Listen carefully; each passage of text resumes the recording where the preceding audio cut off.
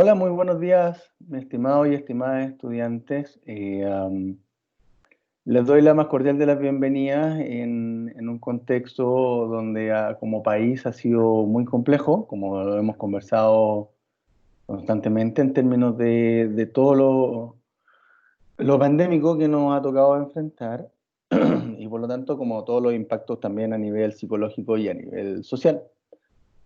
En esa lógica, la universidad tiene un compromiso con cada una y con cada uno de ustedes que entregar un servicio educativo y por lo tanto en esta lógica, cuando hay situaciones de paro de los estudiantes, claro, en términos estrictos son los estudiantes quienes son los que paralizan, los docentes en cambio tenemos que continuar con nuestras actividades, también recibimos una remuneración al respecto, por lo tanto también tenemos que responder a ello.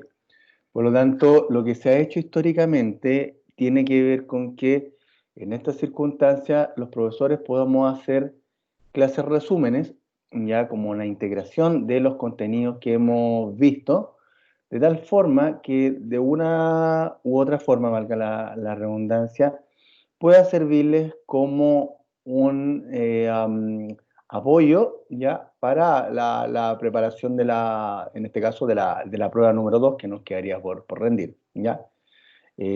Por otra parte, como ya me han preguntado algunos estudiantes, la fecha de la entrega del trabajo de la película, en este caso Memento, obviamente queda, digamos, como hasta nuevo aviso. Sin embargo, los insto a que puedan aprovechar de ver la película, sobre todo porque de una u otra manera,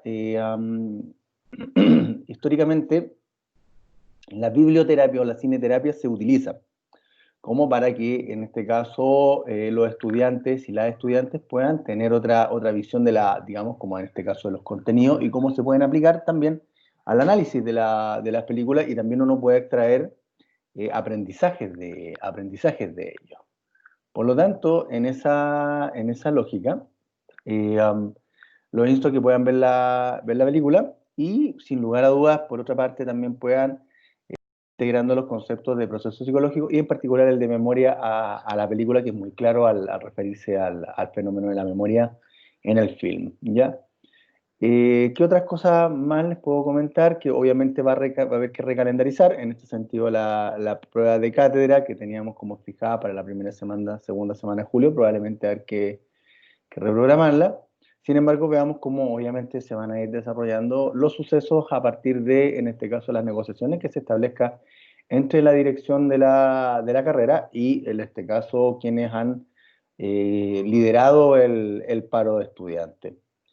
Bueno, como yo les comentaba, la idea es hacer una integración de la materia y por lo tanto, en esa lógica, es lo que voy a hacer ahora, alrededor de unos 30 minutos, para que así les pueda servir como material, como para que ustedes puedan, digamos, como incorporarlo después, ¿ya?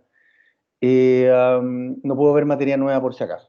Eso es muy claro y quiero dejarlo muy preciso al respecto. A ver, chiquillos, y a ver, chiquillas. Resulta de que, digamos, haciendo como toda esta línea de trabajo que tiene que ver con procesos psicológicos y, digamos, entrar a estudiar la carrera de psicología. Miren, una de las cosas que probablemente ustedes se tienen que haber dado cuenta mientras han estado estudiando psicología tiene que ver con que en los primeros meses, las primeras semanas también por supuesto, pero en general los primeros meses, existe mucha dificultad como para poder a veces precisar qué es lo que estudia la psicología, ¿ya? En general, cuando estamos en el colegio y hemos tenido ramos humanistas, como filosofía, por ejemplo, o lenguaje, en mi época se llamaba castellano, uno tenía y recibía la formación de que estudiar, en este caso, psicología, involucraba estudiar el alma y involucraba estudiar la mente de las personas, ¿sí? Lo cual, por cierto, muchas veces, sobre todo el concepto mente, es muy usado hasta el día de hoy en muchos libros. Y en esa lógica, claro, el estudio de la mente o de los procesos mentales se encuentra presente en la literatura como una, digamos, de las áreas, porque esa es la que hoy día como se entiende en psicología, como una de las áreas del funcionamiento de las personas. En el sentido, perdón, en el sentido de que es la mente, por lo tanto, la gran responsable de todo lo que nosotros hacemos, todo lo que nosotros pensamos y todo lo que nosotros sentimos. Entonces, en esa lógica, claro, hemos recibido esa formación, ¿ya?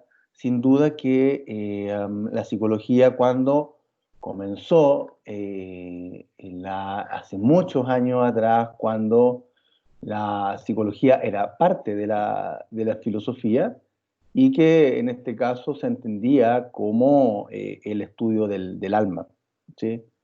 Y por lo tanto los griegos instaban en esos años, y hace muchos siglos sin duda, a que nosotros pudiéramos explorarnos internamente, ¿sí? El oráculo de Delfos ya hacía notar que de una u otra forma nosotros teníamos que conocernos a nosotros mismos, ¿sí? Conocimiento, por cierto, que va variando en la medida en que vamos teniendo más años y más experiencias. Pero todas estas definiciones, tanto de la mente como también del alma, quedaron cortos.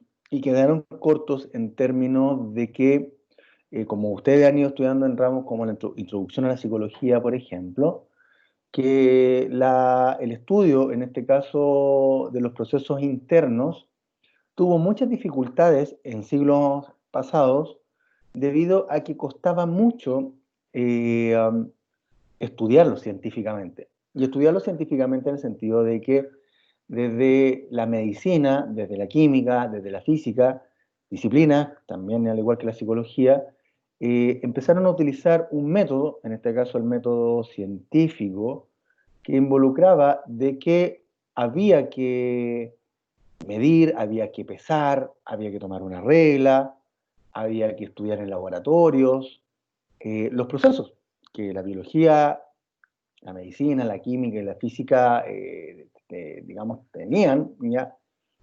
Y por lo tanto empezaron a descubrir una serie de procesos que se dan en los fenómenos, y por lo tanto como disciplinas avanzaron mucho. Sin embargo, en la psicología, en esos años estuvo y empezó a quedar atrasada. Y empezó a quedar atrasada porque en general no se generaban nuevos conocimientos comparados como los que empezó a obtener, por ejemplo, la medicina cuando se descubrió la penicilina, cuando empezaron a desarrollar las primeras vacunas, cuando, por ejemplo, en la química, esta cosa de la alquimia, de que se podía transformar cualquier metal en oro, se dieron cuenta que era prácticamente imposible y por lo tanto dejaron de estudiarlo. Ya en la física se desarrollaron conceptos como la teoría de la relatividad, incluso la energía nuclear. Pero la psicología, en esa lógica de solamente estudiar los procesos internos y sin una metodología científica, claro, hizo que empezaran todas estas cosas, por lo tanto, quedar atrasados los conocimientos psicológicos. El primer laboratorio que instaurado en Leipzig, ya desarrollado por Wilhelm Wundt, 1880, o sea, 1879 para ser precisos, pero en esos años, empezó a hacer un estudio más científico de los procesos psicológicos. Y allí se empieza a hablar, por lo tanto, de que la psicología puede transformarse en una disciplina científica porque es capaz de estudiar fenómenos con una determinada metodología y también que se podían hacer cosas en laboratorio. Entonces, los primeros procesos que, por ejemplo, se empezaron a estudiar en esos años correspondían a procesos de percepción. Y lo que se hacía muy simple, muy llanamente, que se les pedía a las personas que dijeran qué es lo que veían, qué es lo que olían, qué es lo que sentían en el tacto. Y eso se iba tomando, por lo tanto, como registros. Muchos de los primeros estudios, por lo tanto, estuvieron muy asociados al color y a las formas, ¿sí? De hecho, en algún momento, cuando se empieza a desarrollar el test de Rorschach, ¿ya? El test de las manchitas, como lo conoce la mayoría de la gente, ustedes cuando tengan la asignatura, por cierto, pueden ver las láminas en internet, están disponibles, pero yo les recomendaría que no las vieran todavía para que cuando tengan que aprender a ocupar el test, se lo pueden aplicar ustedes también y así puedan ir como conociendo otro tipo de dinámicas que a veces están lejos de nuestro campo consciente. Entonces, en esa lógica, por ejemplo, esa lámina juega, por decirlo así, como con los colores. Gran parte de las láminas son en blanco y negro. Y vaya que uno puede decir muchas cosas viendo esas láminas y que, de acuerdo al test, tienen que ver con características personales de uno, en las respuestas que uno va dando. Entonces, la psicología empezó a desarrollar una serie de, digamos, como de estudios, de instrumentos, como les digo, primero asociado al color, pero posteriormente la psicología se empezó a dar cuenta de que no todos los procesos psicológicos tenían lugar internamente, ¿ya? No es que la mente lo provocaba todo, sino que en general el ambiente en el cual vivíamos, ¿sí? La época histórica en la cual también nos toca vivir, las familias con las cuales crecemos, el entorno escolar en el cual nos desarrollamos, si tuvimos abuelos, si teníamos amigos en el barrio, si sufrimos de maltrato infantil o de abuso sexual infantil, si vimos, por ejemplo, milagros dentro de nuestras vidas, que nuestro abuelito, por ejemplo, podía fallecer y se recuperó milagrosamente y nunca se supo por qué, pero lo cierto está que el abuelito está bien, está tiquitaca. Entonces, claro, se empezó a observar, por lo tanto, de que la experiencia de las personas y los ambientes en los cuales nosotros estábamos viviendo eran relevantes al momento de estudiar. Y por eso, hoy día, la definición de psicología tiene que ver con que se estudia, por lo tanto, el comportamiento de las personas, ¿ya? Y cuando uno habla hoy día de comportamiento, es que uno habla de que el comportamiento de los seres humanos tiene cosas observables, como que yo estoy moviendo la mano en este momento, ustedes me pueden ver que yo muevo mis labios o que si abro, si abro los ojos, pero también tiene elementos no observables. Y por lo tanto, dentro de los elementos no observables, uno se encuentra con estos procesos internos o procesos mentales. ¿Sí? Entonces, en toda esta lógica, cuando se empiezan a estudiar los procesos del comportamiento de las personas, el estudio de los procesos mentales también empezó a avanzar. Empezó a avanzar con la percepción, como yo les comentaba, porque viene desde ya ni siquiera el siglo pasado, sino que hace 2 siglos. Y en esa lógica, también, por lo tanto, empezaron a estudiarse otros procesos, como por ejemplo la inteligencia, ¿sí?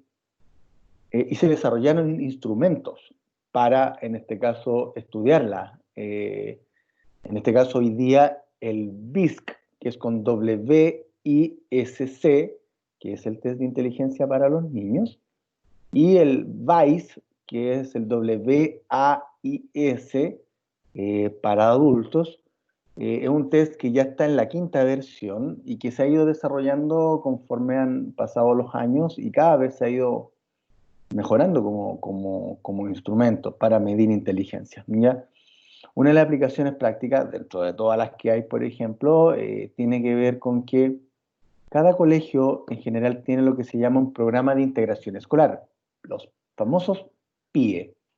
Y en esa lógica, esos programas lo que buscan es que aquellos chiquillos que tengan dificultades de rendimiento escolar, se tiende por lo general a aplicar el BISC, como yo les decía, el WISC, que es el Bachelor Intelligent Scale for Children, que en el fondo tiene que ver con que la W es de quien inventó el test, que es Bachelor, ¿ya? La I es de inteligencia, S de escala y la C de children, que en español es niños. Y por lo tanto, ese test se utiliza porque cuando los niños tienen muchos problemas de rendimiento, se ve, como, digamos, escolar, se ve si es que a lo mejor su rendimiento intelectual es un poco más descendido. Y si está más descendido, entonces va a tener que tener clases de reforzamiento de forma paralela a las clases que tiene con sus compañeros. Vale decir, no debe ir a un colegio especial, sino lo que tiene que hacer es que en alguna asignatura al niño se le va a llevar a una sala junto con otros compañeros que también tengan dificultades y van a tener allí clases de reforzamiento. Allí la psicopedagoga desarrolla una serie de metodologías como para que los niños puedan aprender y después regresan a su sala. Entonces siguen teniendo los mismos amigos, siguen teniendo las mismas amigas y por lo tanto ese niño no pierde esos contactos que tan importantes para él son. ¿Ya? Se empezó a estudiar, además de la inteligencia, también otros procesos, como por ejemplo el pensamiento, que es la unidad que empezamos a ver la semana pasada.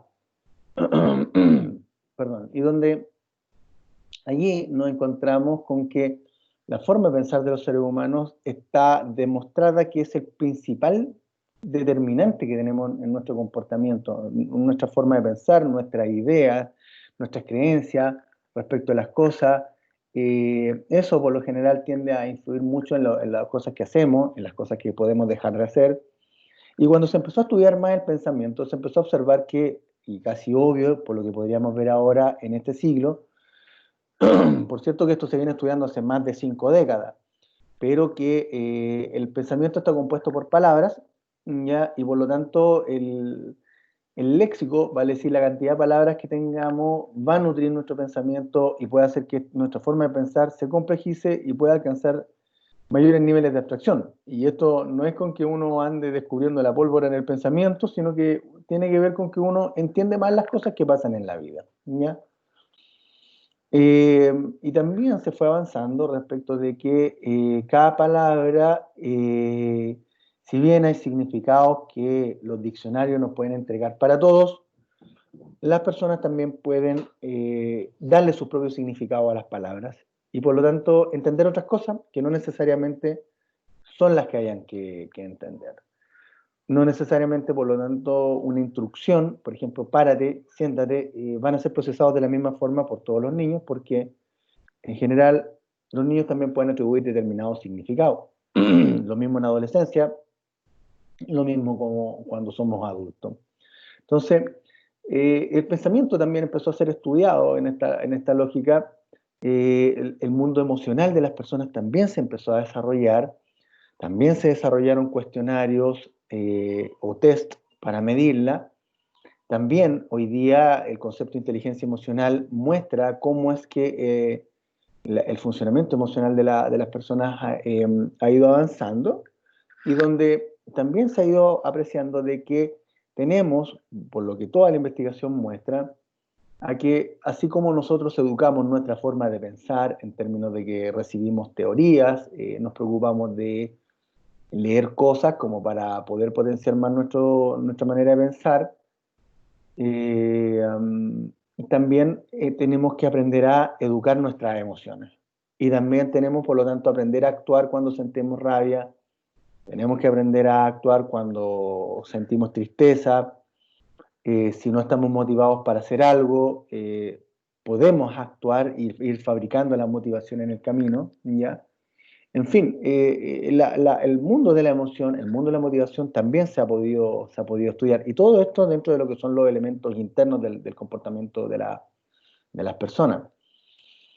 Hemos visto, por ejemplo, de que los procesos de la memoria, los procesos atencionales también han sido estudiados. En el caso de la memoria, también a nivel de laboratorio. Hicimos, en este caso, una bajada, como llamamos en las clases los profesores, pero que tiene que ver con que llevamos los conceptos más abstractos a realidades más concretas. Entonces, cuando hablábamos de déficit atencional, lo podemos ver en términos de lo que pasa en los colegios, por ejemplo, y lo que probablemente alguno de ustedes tiene que haber sido diagnosticado cuando era más chico. En esa lógica, cuando por lo tanto se estudian los procesos internos y también se consideran los procesos externos, como yo les comentaba, porque el comportamiento de las personas tiene elementos observables y elementos no, no observables.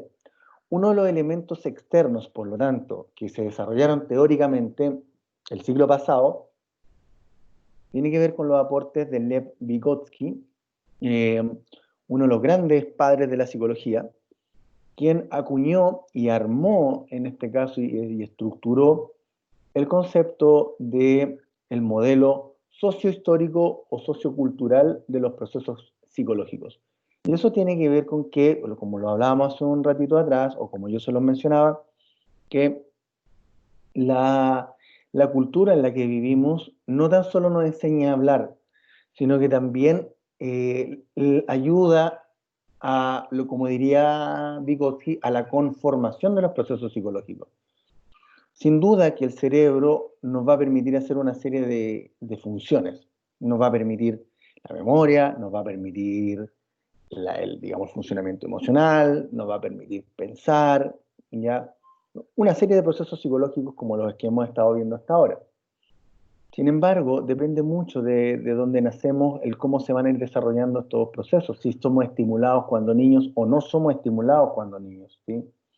Si, por ejemplo, tenemos que aprender a alimentarnos todos los días, ya porque no tenemos el suficiente sustento económico, por ejemplo, nuestro papá, nuestra mamá no le alcanza y tenemos que empezar a trabajar desde muy temprana edad, y por lo tanto, bajo esa lógica, uno empieza a entender, por lo tanto, que ese niño o ese preadolescente, adolescente o joven que tenga que trabajar, va a empezar a ver la vida diferentemente, sin duda, porque va a estar observando otra área que tiene que ver con el mundo laboral, ¿ya? Y por lo tanto, el área laboral tiene una determinada dinámica, una determinada cultura, y por lo tanto puede repercutir en la forma de ser que esta persona tiene, y por lo tanto también en cómo van a estar funcionando sus procesos psicológicos.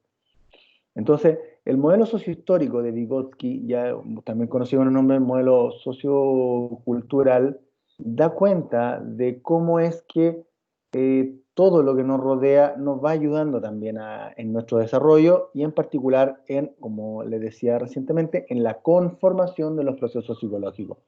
Y esto es muy lindo decir porque hay una interacción muy linda que se da entre la biología y entre lo que son los aspectos más bien ambientales, entre la genética y la experiencia. ¿Ya?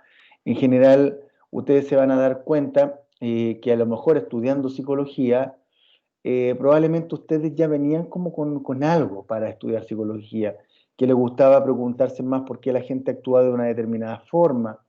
A lo mejor les gustaba leer algún tipo de libro que les ayudaba a pensar un poco más. No se quedan contentos con una explicación de las cosas. Por ejemplo, miran cómo interactúa su familia y a lo mejor piensan también que esa forma de cómo su familia se relaciona también tiene un efecto en cómo ustedes se comportan. Y todo eso, por lo tanto, tiene que ver con lo que es la cultura, la historia de cómo es que nosotros nos vamos desarrollando. Sin duda, todo esto, por lo tanto, ha ido haciendo de que el estudio del comportamiento de las personas es muy apasionante, pero también complejo. En general, los psicólogos tenemos que ir actualizándonos porque si adherimos al modelo sociohistórico o sociocultural también, tiene que ver con que las culturas van cambiando, las épocas históricas van cambiando, por lo tanto se van generando necesidades diferentes, problemas diferentes y soluciones diferentes también. El comportamiento humano en ese sentido es muy dinámico, al igual que los procesos psicológicos también lo son. Hoy día nos vemos interactuando diaria y cotidianamente con los celulares, con los computadores. Y nos toca ver que ya sea, por ejemplo, en mi caso, mi hija, o bien, por ejemplo, ustedes han visto a sus hermanos más pequeños, o a veces ustedes se han visto enseñándole a ocupar el celular a sus papás y a sus mamás, porque hoy día la tecnología requiere, en este caso, de habilidades, del atreverse a aprender. Y muchos de ustedes, al igual que nuestros sobrinos, nuestros hijos e hijas en este caso, han crecido en una época digital.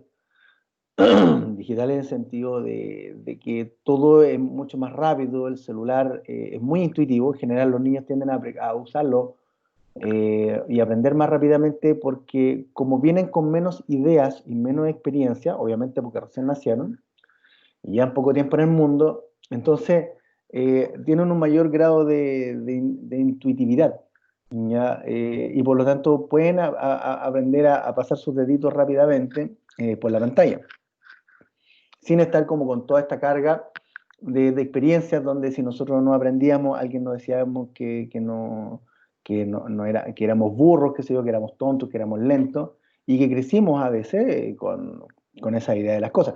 Pero eso a veces en otras familias en las cuales nos alentaban y nos felicitaban cuando teníamos logros. ¿Ya? Entonces, en todo este entorno, eh, tenemos, por lo tanto, que ir desarrollando nuevas metodologías, nuevas formas de entender y comprender el comportamiento del ser humano. Ser humano que, por cierto, es complejo también. En algún momento se van a dar cuenta de que cuando estudiamos el comportamiento de las personas, lo estudiamos porque de una u otra forma las disciplinas como la medicina, la biología, la física tienen un objeto de estudio, ¿ya? Si por ejemplo el nefrólogo, el especialista en riñones en el tema de la medicina, tiene un riñón, lo ve, puede hacer exámenes, que sé yo, radiografía, muestras de sangre, para medir el funcionamiento del órgano, ¿ya? Pero cuando hablamos del comportamiento, seguimos con un nivel de abstracción importante. Por cierto, que tiene que ver y podemos ir mirando las reacciones de las personas. Pero en general, nos encontramos con que el comportamiento se desprende del fenómeno humano, de lo que somos como personas. Y yo les diría que ese es un camino muy interesante en general, que tiene que ver con cómo es que los seres humanos nos vamos desarrollando, cómo es que los seres humanos nos vamos construyendo en función de los ambientes en los cuales estamos y con las relaciones, digamos, como que te vayamos teniendo en términos de cariño, en términos de afectividad y que nos permitan un desarrollo más óptimo y más integral. Eh, el ser humano, el apasionante estudio del ser humano. Pero claro, en esa lógica yo que les diría, que la introspección sigue usándose, si eso sigue siendo parte del trabajo de los psicólogos. ¿Ya? Lo que ocurre es que a veces tenemos que tener mucho cuidado con esta visión que tiende a ser como más interiorizante, por decirlo así, como que todas las causas del comportamiento de las personas están dentro de ellos, como lo que lo origina su comportamiento, cuando en realidad, y lo que ha mostrado toda la investigación, hay ambientes que hacen que las personas también se comporten de determinada forma. Y por lo tanto, hay ambientes que nos pueden ayudar y hay ambientes que efectivamente pueden ayudar a enfermarnos, todo lo contrario. Hay ambientes que pueden cuidar nuestra estimulación y estimularnos continuamente a que seamos mejores personas o corrijamos nuestras dificultades. Y hay otros ambientes familiares que por lo tanto pueden también generarnos algún tipo de problema, ya sea por las críticas, por las discusiones, etcétera. ¿Ya? En ese sentido, el objetivo en este caso, de lo que estamos viendo hoy día, tiene que ver con ir haciendo toda esta integración, ¿sí? Por supuesto que si es que llega a continuar el paro, habrá que, bueno, ver cuáles son las instrucciones que desde la universidad se dan. Sin embargo, si eventualmente nos piden que hagamos un nuevo síntesis, una nuevo resumen, créanme que va a ser tan dinámico e interesante como lo que hemos hablado hoy día, porque de una u otra manera el integrar el conocimiento no es tarea fácil. El integrar conocimiento nos permite dar respuestas mucho más mejores y mucho más sólidas a los problemas que puede tener la gente. Por ahora, para ir redondeando y cerrando, recuerden que la psicología estudia el comportamiento de las personas, que tiene elementos tanto observables como no observables, y dentro de los aspectos no observables están en este caso los procesos psicológicos.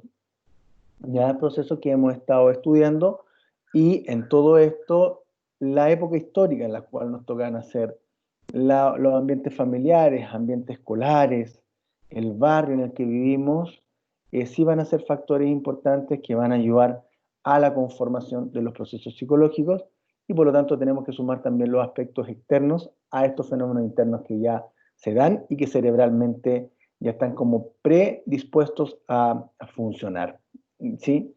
Les recuerdo, obviamente, que en todo este contexto, si alguno de ustedes tiene algún tipo de dificultad, me escriba alguno de los correos que ustedes ya manejan, tanto al rbascunance@ucentral o bien al bascunancisternas@gmail.com. Para de esta forma, si tienen algún tipo de dificultad, yo les pueda ir ayudando a canalizar la ayuda desde la instancia, en este caso desde la DAVE, para ustedes. Es un año difícil, es un año complejo, un largo año, que sin duda nos ha puesto a prueba, pero también tienen que ustedes, chiquillos y chiquillas, para cerrar, recordar que los psicólogos también tenemos la posibilidad, lo mismo que las psicólogas por supuesto, de transformar realidades y por lo tanto podemos ayudar a las comunidades y a las personas a que tengan una mejor calidad de vida. Hoy día se está hablando de salud mental. ¿Quiénes tenemos que ser especialistas en esa área? Somos los psicólogos, la psicóloga, y si hablamos de salud mental como algo solo interno, nos vamos a quedar con solamente una parte del comportamiento. ¿Me siguen? Sino que también tenemos que ver los elementos ambientales y hoy día el tema del trabajo, el tema de la pandemia, ¿sí? Son factores que ponen a prueba también la salud mental. Entonces, teniendo esos dos aspectos amplios, nos dan una visión más completa, nos dan una visión más integrada y por lo tanto nuestra ayuda siempre va a ser mejor. ¿Se entiende? Bueno, chiquillos, bueno, chiquillas, dejo hasta acá esta cápsula integrativa, por llamarlo así, para que de esta forma quienes quieran usarla, la pueden usar, compartir. No es materia nueva, como les comento, porque tiene que ver con un repaso, pero en realidad más bien con una integración y una bajada de estos elementos abstractos a algo más concreto. Que tengan buen día, muchachos, buen día, muchachas, y cualquier cosa estamos en contacto y contentos también. Adiós, que tengan muy buen día.